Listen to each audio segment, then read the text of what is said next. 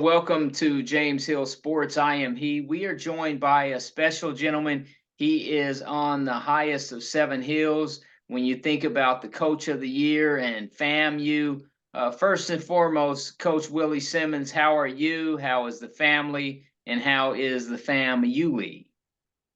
Doing well, James. Glad to be on with you this evening, and everyone's doing well. Exciting times here on the Highs of Seven Hills.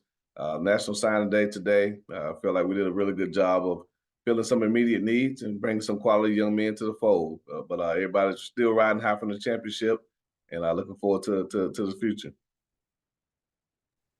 Awesome. Coach, start out with the young man, Mr. Neal.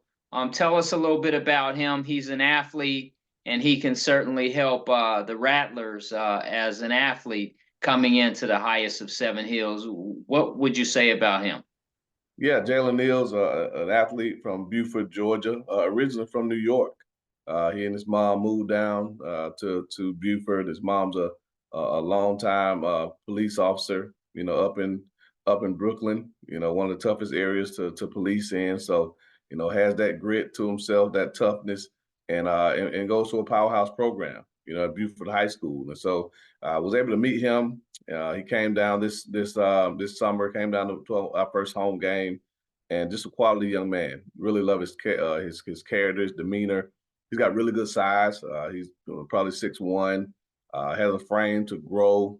So we project him as a corner, possibly defensive back, or even an offensive player. He played running back for Beaufort this year, so he's a very versatile young man with a great skill set, and we think he'll be able to help us right away. Coach, you have another gentleman from the Georgia area, and he actually spent some time in Vanderbilt. He's a wide receiver when you look at Mr. Walker. Talk to us about what he provides and what he can do to, again, help move the ball down the field. Yeah, Davion Walker is a good long 6'2" corner. I mean, sorry, 6'2" receiver.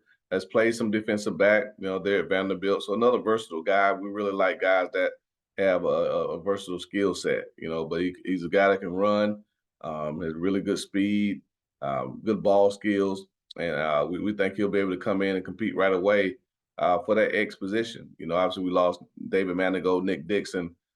Those guys were very productive for us at that X position, but uh, Davion brings an element that neither one of those guys has, and that's 4.4 speed. So really excited about him, and we think he can come in and be a dynamic playmaker for us.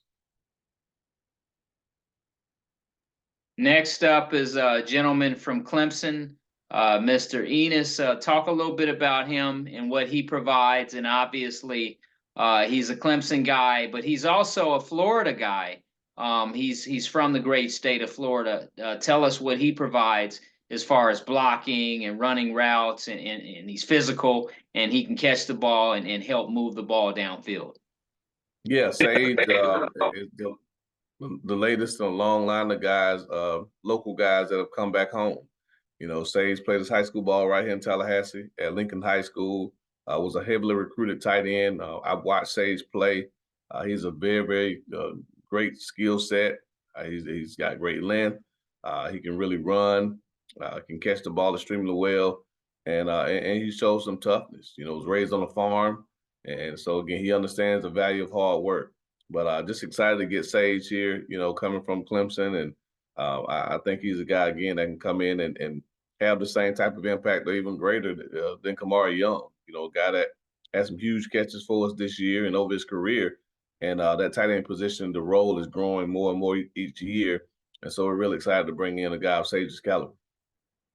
Coach, you have a lineman who is coming in from South Florida, and Mr. Jeremy Fishkin. Tell us about this young gentleman and what he provides, and the ceiling and the upside that he has, and he can get better, and he can help this team.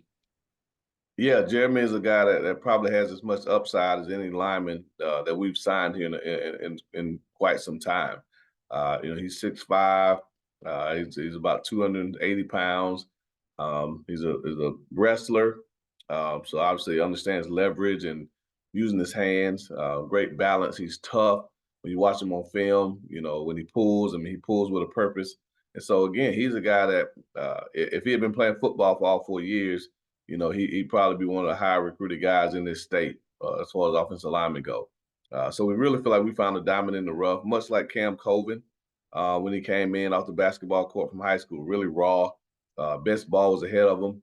Cam was able to redshirt for a year, really get used to college, get in the weight room, and then all he did was start for us for the last 4 years, and ended as a All-American, All-Conference player. And we feel Jeremy has that same type of demeanor, but even more size and then maybe even a little bit more of a mean streak. So really, really excited about Jeremy. I think he has a chance to be one of the best linemen around here in quite some time. Now, you also have a gentleman who's coming up through the JUCO ranks. When you look at Mr. Edwards from Capaya, talk about him. And again, a grown man, he can come in, help the team, and just bring his lunch pail. Yeah, Montre is a guy from Jackson, Mississippi, believe it or not.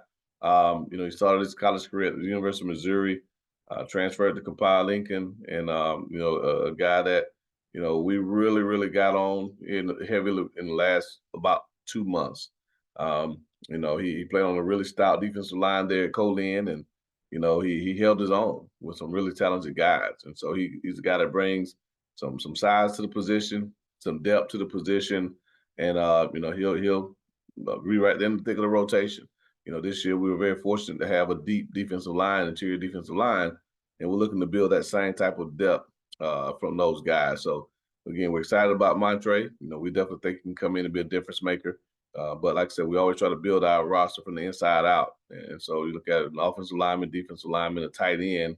Those are those premium size positions, those mid-skill bigs and mid-skill positions. We can always recruit speed and skill guys, but it's hard to win in the trenches. And so really excited about Montre, excited about Jeremy Fishkin, Sage Ennis, those guys that are going to be critical in containing that box for us to make sure that we're a physical football team that can control the line of scrimmage. Coach, when you look at signing, the next opportunity is February 7th. Just talk a little bit about the early signing day, what you were able to get done. And as you move forward, again, there's still some time, and there's some more pieces that will be added as you get into the spring and kind of retool as opposed to rebuilding the Rattlers. Yeah, we feel really good about the guys that we're bringing in, and there are a few more guys that have committed to us, but haven't sent their scholarship papers back in yet, or they're still getting vetted for us to release their names.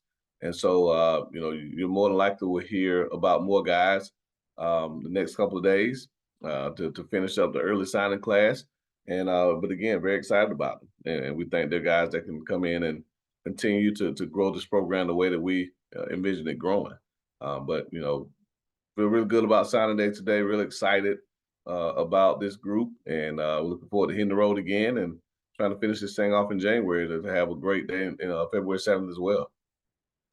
Coach, in closing, winning a national championship, I know the reality is set in, and I know everywhere you go, people talk about it. But in closing, just give us a flavor and a perspective on that and what that feels like and looks like after a few days.